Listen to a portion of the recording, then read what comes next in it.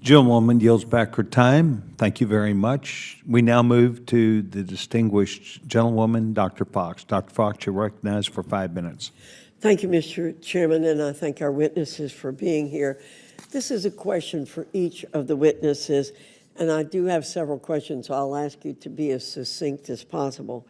Under current law, bid protests may be filed in one of three venues: the GAO, the contracting agency itself, or the U.S. Court of Federal Claims, COFC.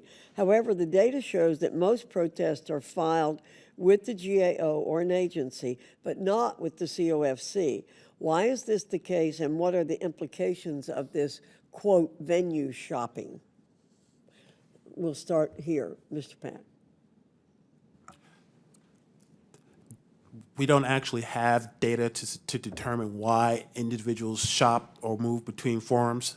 And as I mentioned earlier, one of the benefits of the GAO system is that you get an automatic stay of contract performance. That is an easy way to stop. If you go to the court, you may have to litigate that. Okay. Mr. Prince. Yeah, the one advantage of GAO is the agency is still in charge of the way the protest proceeds. So if there's corrective action to be taken, they might take it quicker. But the record also is more truncated. So you might just go to the court if you think you're going to get piecemeal record and you really need something bigger. Ma'am, Mr. Prince alluded to this before, but in response to the study that GAO is doing under Section 885 of the Defense Authorization Act, GAO asked the bar how much it cost to for an awardee to defend their protest. And Mr. Prince alluded to, it's the data, it's very gross, it's very high level, it's not enormously precise, but it was about $100,000 at GAO and about $200,000 at the Court of Federal Claims. So a contractor is facing twice as many costs if they decide to go to the Court of Federal Claims, and that's one of the major reasons that they decide to go to GAO instead. Okay. I understand the lack of data, but you just mentioned the cost.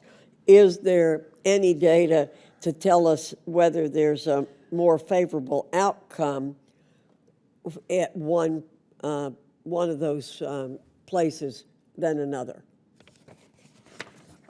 The best outcome, there has been academic studies on this, ma'am. The best outcome for it's actually not to win a protest, because if you win a protest, you at that point the agency is so angry at you that you're not likely to win the contract. Right. The best outcome is to come in hard and strong at GAO and get corrective action taken by the agency. That statistically is that's the optimal outcome. Okay, I'm going to submit my next question for the record. Mr. Prince, what information would be helpful for contractors, particularly small businesses, to understand the merits of a potential bid protest? So I think the most effective thing to do would be to provide a unredacted source selection document. That is a document providing to outside counsel or to in-house counsel under protective order or non-disclosure agreement clear information on the deliberative process. Transparency is always good. In your opinion, if the federal government were to provide additional information to bid protesters, such as enhanced debriefs, would the number of frivolous bid protests decrease?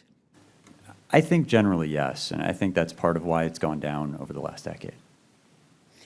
And again, I'll ask this question of all three of you. If we don't have time, then I'll ask you to submit your answers for the record. What are your suggestions for big bid protest reforms that can reduce costs and frivolous protests, and how can these reforms ensure that legitimate protests are allowed to proceed?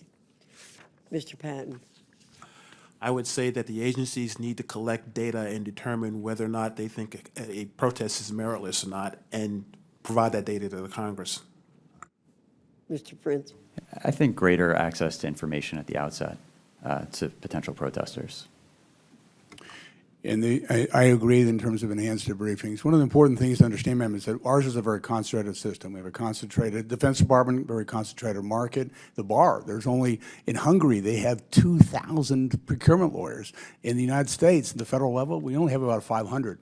It's not because the Hungarians are smarter. It's because we work as a very tight community, and people act very responsibly as a result. So if we had more information through debriefings, responsible, well-trained lawyers will be working with responsible, well-trained contractors, and they'll decide not to protest. Thank you, Mr. Chairman. I yield back.